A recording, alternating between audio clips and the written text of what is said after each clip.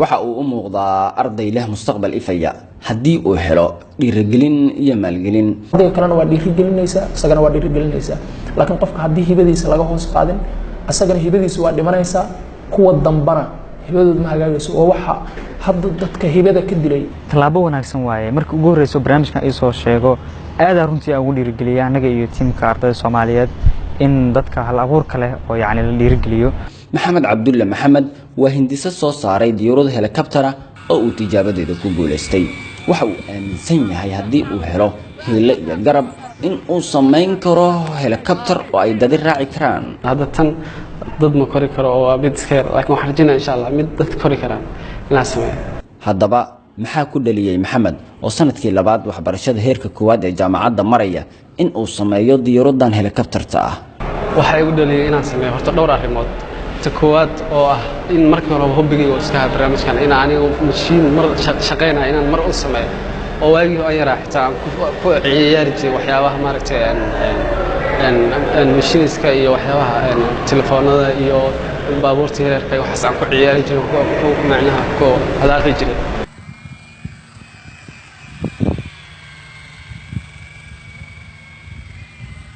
iminka Maxamed waa arday maraya semesterka afaraad dhigtana jaamacadda Hormuud gaar ahaan kuliyadeeda makaanikada. inta aan ku guda jiray ka diyaarinta warbixintan xiisaha leh Mr. Maxamed waxaan u soo raacay jaamacadda uu dhigto waxaana kula kulmay Cabdimahad Abshir Caraale oo ah Hormuudka xafiiska akademiyada ee jaamacadda Hormuud. waxaana wax ka weydiiyay aragtida jaamacadda ee ku aadan hindisahan da'da yar ee sameeyay helicopter-tan. hal abuurkiisa runtii uu ka dhabeeyay waana wax kamid ah qaybihiisa hal abuurka waana wax muhiim ah runtii adoo yarkan hadda maalgelin hore waa in mustaqbal aad u ifaya leh xaqiiqatan sababtoo ah waa sanadkii labaad helicopter uu sameeyay runtii meelaha bulshada baahida ka jirtayna hadda kamid tahay. anaga wax kasta oo loo baahan yahay waa la soo dhoofiyaa waxay doonaan ba ha ahaadaan xitaa waxyaabo Soomaali laga helaa la soo dhoofiyaa. waxay marka laga saaciday haddii uu investment ama maalgelin uu helo waxa u sahlan qof diyaarad sameey baabuur uma naxayo uu sameynaya macnaha dhib kuma aha culays kuma aha. marka wax soo saarka wadanku ka qayb qaadana haybada iyo sharafka ganacsiga Soomaalidu ka qayb qaadana wuxuu ka qayb qaadana himada ardayda Soomaaliyeed ee aaminsan inaan waxba lagu baran dalka. waa runtii waa bias ama hadal aan sax ahayn. ninkan Soomaali weligiis meel uga bixin jaamacadda Hormuud weligiis meel uga bixin ma qalin jabin oo waa semesterka afraad sanadkii labaad oo hadda yahay. waxyaabo badan ay cadeyn u tahay.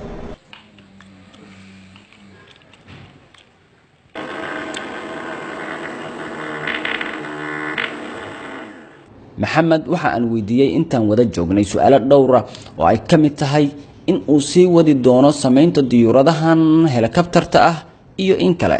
si wanaagsan aad u rajoonayo insha Allah inaan sameeyo midaan ka sii weyn oo ka sii balaaran ma rabo inaan halkan ku joojiyo macnaha waxaan rabaa sidii macnaha u bilaabay inay noqoto insha Allah aan sameeyo kuwa ka sii wanaagsan tan ilaa heer aan gaaro macnaha inaan injineerada macnaha oo waaweynka oo sameeyo diyaaradaha caalamiga insha Allah inaan ku biiro insha Allah oo Soomaaliya waliba anoo Soomaaliyeed ku faanaa insha Allah iyo islaamnimadeeda.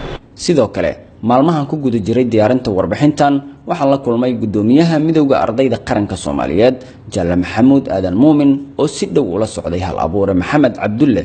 waxa uu sheegay in aqoon-yahanada iyo ganacsatada looga baahan yahay in ay qaataan oo ay ciyaaraan doorkooda oo ah in lagu sii dhiirigeliyo hal abuure Maxamed sameynta diyaaradan helicopter-ta ee uu tijaabadeeda ku guuleystay. والله محمد wuxuu bandhigay waxyaabo muhiim ah oo ardayda Soomaaliyeed ku dhiirigelinaya in ma garanaysaa hal abuurkooda hore u kaco. tallaabo wanaagsan oo muhiim waaye in qofka isku dayiisa la sii dhiirigeliyo in ardayda Soomaaliyeed iyo dadka aqoonyahanka doorkooda ku aadan waxay tahay marka dadka hal abuur kale ay wax isku dayaan in la dhiirigeliyo sababtoo ah haddii qofka bulshada markaas uu ka tirsan yahay uu qiimeeyo qofka qiimo yeelanaya haddii laakiin anaga aan qiimo dilno qofka wax qiimo yeelanayo. marka sidaas darteed waa inaan dhiirigelinaa hore u socodleenaa tallaabo wanaagsan aan sameysay annaga ardayda Soomaaliyeed haddii aan nahayna meel kasta aan joogno garabkaaga nahay wax kasta oo sameysid oo tiknoolajiyada iyo makaanikada ku saabsan waan kugu dhiirigelinaynaa. maxaa ka dhiman hal abuure Maxamed oo uu tabayaa si uu u sii wado hal abuurkiisa ku aadan samaynta helicopteriskan. هذا ما استعمل قادر وحبضنا أي من أو هدي أن هلنا أن هو صعد نقول كرا أو أن منها ليش أن كونك سيجاري كرا سلاح وحاكلوا معنا مش كجرا دي رجلين وقف كلا دي رجلين واحد مركز سبعي اللي يرادوا أو نكسنت هاي قرب قوة نوكها لبيشة أو معناها يعني dadkii kugu taakuleen waxaan hadda markaan sameeyay kala barnaamijyadan inkastoo aan tikaayashi doono haddana waxyaabaha markaan aan barnaamijkan galay waqti dheer u qaatin aan macnaha helo qalabka marka waxaa muhiimka waxa waaye oo baahida ugu weyn ah in la helo saan helo horta dhiirigelin dan qalabkii wax ku sameyn lahaa. maxaa xigi doona maxamed oo hadda ku guuleystay tijaabada diyaaradda helicopterka ah ee uu sameeyay؟ إن شاء الله وحسلا وحيد دونا وحتى كسي بلار وكسي وينو معناها كسي منفعات بنا وكسي أود بنا هذا تن ضد ما كوري كرا أو بيد سكير لكن وحرجينا إن شاء الله مد ضد كوري كرا ناسمه. waxa hubaala in uu waqtigu isbedelo. maxamed diyaaradan hadda uu soo bandhigay waa tii saddexaad oo uu sameeyo. tii koowaad waxa uu ii sheegay in tijaabadeedii uu ku guuldareystay, tii labaadna kaliya ay soconayso aynan duuleynin. middan maanta aad indhihiina ku aragtaanna waa tii tijaabadeeda uu ku guuleystay oo inta ay kacdo hawada sidaasi u dul heebaabaysa. wuxuuse u muuqdaa arday rajo wanaagsan ka leh barashada kuliyadda makaanikada iyo samaynta diyaaradaha helicopteriska. waa cabdulqaadir cumar cabdullafiidka gudaha magaalada caasimadda ah ee muqdisho, telefishinka Somali Cable.